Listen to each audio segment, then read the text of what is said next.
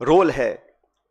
दुनिया के हर कोने में, लेकिन इस प्रकार वॉशिंगटन से सीज फायर की अगर घोषणा होती है तो कई सवाल खड़े करता है। भारतीय थल सेना के पूर्व जनरल्स ने भी जो बातें बोली हैं उस पर भी हमको ध्यान देना चाहिए। मैं मानता हूं कि सीज फायर की घोषणा के बाद जो कल बॉर्डर पर लगातार वायलेशंस हुए, गोले दागे गए, ये उस विश्वसनीयता को खत्म करता है। अगर सीज फायर हुआ है, अनाउंस हुआ है, दोनों पक्षों ने, डीजीएमओज ने बात कर सीज फायर की घोषणा करी है, उसके तुरंत बाद रात भर जो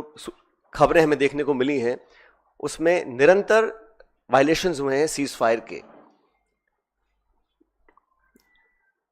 इसलिए मैं मानता हूं कि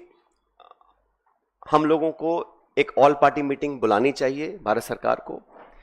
और जो पिछली 2 मीटिंग्स में नहीं हुआ वो इस बार करना चाहिए। प्रधानमंत्री जी को इस ऑल पार्टी मीटिंग में आना चाहिए और पूरे देश को कॉन्फिडेंस में लेकर सभी दलों को, क्योंकि सभी दलों ने अपनी विचारधारा को परे रखते हुए समय पर भारत सरकार को संपूर्ण समर्थन दिया था, और जो ऑल पार्टी मीटिंग्स बुलाई गई उसमें प्रधानमंत्री जी नहीं आ पाए थे। तो एक और ऑल पार्टी मीटिंग बुलानी चाहिए जिसमें वो सबको कॉन्फिडेंस मिले, सब पॉलिटिकल पार्टीज को और देश को कॉन्फिडेंस मिले कि सीज फायर हुआ है, किन शर्तों पर हुआ है, और अगर सीज फायर की घोषणा के तुरंत बाद रात भर पाकिस्तान गोलाबारी कर रहा है, सरहद पर मोटर फायर कर रहा है, तो उनकी विश्वसनीयता पर कब तक विश्वास किया जा सकता है, और क्या गारंटीज हैं कि भविष्य में इस प्रकार की घटना को अंजाम नहीं दिया जाएगा। क्योंकि पाकिस्तान की सेना, पाकिस्तान का पॉलिटिकल सेटअप इस देश से बहुत फर्क है, तो वहां पर क्या अश्योरेंसेस हैं, क्या गारंटीज हैं, और क्या विश्वसनीयता बची है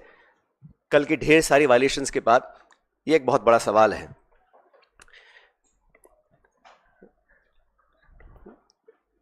1971 में भी जब युद्ध छिड़ा था तो अमेरिका ने कहा था कि हम बे ऑफ बंगाल में अपना 7वां बेड़ा भेज रहे हैं, we will deploy the 7th fleet. That's what the Americans said. But despite that, the then government and Indira ji went ahead and did what was in a supreme national interest. आज हम उनको याद करते हैं कि वो नेतृत्व ऐसा था जहां पर नेशनल इंटरेस्ट को सबसे ऊपर रखा गया। और आज भी आपको याद होगा जब पार्लियामेंट पर आक्रमण हुआ था, वाजपेयी जी प्रधानमंत्री थे, सोनिया गांधी जी नेता प्रतिपक्ष थी, सदन के पटन पर उन्होंने खड़े होकर कहा था कि भारत, पूरा देश, पूरा विपक्ष सरकार के साथ है, जो भी उचित कदम उठाना है उसको उठाएं और निसंकोच उठाएं, हम आपके साथ रहेंगे। उन्हीं परंपराओं को कायम रखते हुए प्रमुख विपक्षी दल कांग्रेस पार्टी और तमाम दलों ने, चाहे वो खरगे जी हों, राहुल गांधी जी हों, हम सब ने सरकार को पूरा समर्थन दिया था। लेकिन इस प्रकार जो सीज फायर की घोषणा अमेरिकी राष्ट्रपति करते हैं, कुछ घंटे के बाद उसको वेरीफाई पाकिस्तान और इंडिया करते हैं, तो कहीं ना कहीं इस कश्मीर मुद्दे पर भी जो स्टेटमेंट्स आए अमेरिका की तरफ से, उस पर सरकार को अपना पक्ष रखना चाहिए, क्योंकि ये बायलैटरल इशू है। इसका अंतर्राष्ट्रीयकरण करने की जो कोशिश की जा रही है इस पूरे प्रकरण के माध्यम से, मैं इसको ठीक नहीं समझता हूं। एक विशेष सत्र पार्लियामेंट का बुलाना चाहिए और कम से कम 1994 का जो रेजोल्यूशन था उसको दोबारा अडॉप्ट करें और देश के सामने स्पष्ट तरीके से कहा जाए कि no third party involvement will be accepted, it is a bilateral issue and it is India's and Pakistan issue